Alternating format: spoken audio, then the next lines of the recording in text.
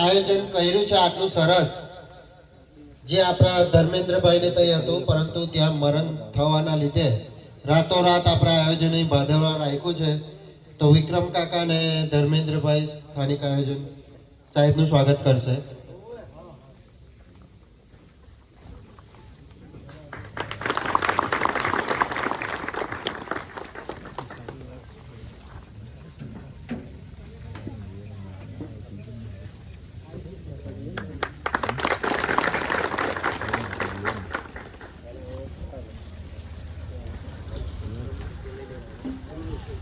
જે આ બાજુ ઊભા છે ને પોતપોતાની જગ્યા લઈ લે.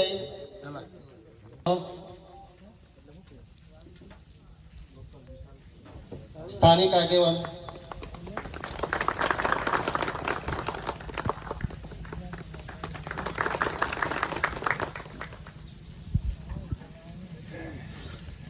હેલો. તો જે પ્રશિક્ષણ તાલીમ છે તો ઘણો ઇમ્પોર્ટન્ટ આજે આપણે ચર્ચા થવાની છે. તો જે વાત કરતા તે પ્રમાણે જે સ્થાનિક ડીએલઓની કામગીરી ખરી તે આપણે આંગણવાડી બહેનો કરી રહી છે. તો આંગણવાડી બહેનોનું મુખ્ય 3 કામ સરકારે એમને આપ્યું છે કે સવારે જઈને બીએલઓના ફોર્મ આપવાના, તે ઇંગ્લિશમાં ફોર્મ છે.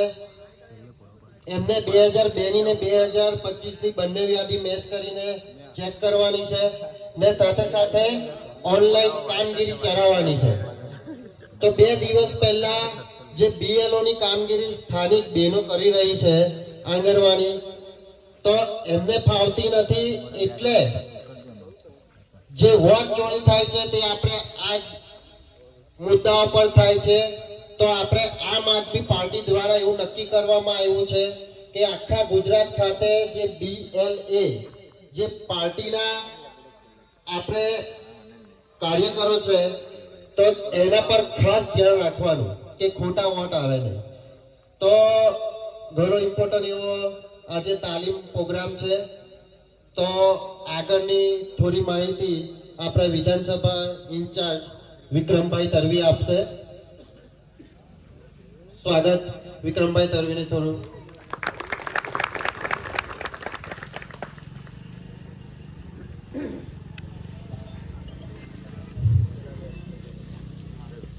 વિદ્યાપરા ના ધારાસભ્ય સન્માનીય શ્રી સૈત્ર સાહેબ અને આપણા ગામમાંથી દરેક ગામમાંથી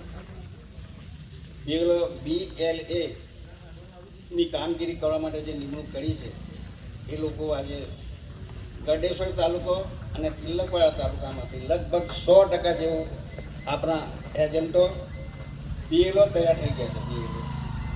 અને આજે આપણે તમને અહીંયા સભામાં આવ્યા અને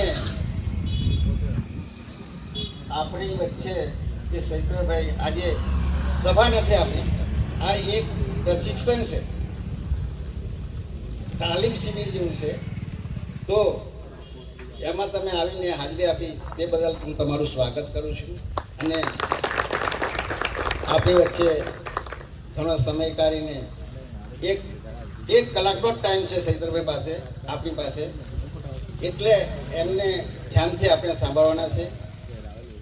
વિધાનસભામાં આપણા ગુજરાતની અંદર અત્યારે તાલુકા અને જિલ્લાનું ઇલેક્શન આવી રહ્યું છે. એના અનુસંધાનમાં સાહેબ આપણને શાંતિથી સમજાવશે. તો હું હવે વધુ ટાઈમ નહીં લેતા સૈત્ર સાહેબને હું વિનંતી કરું.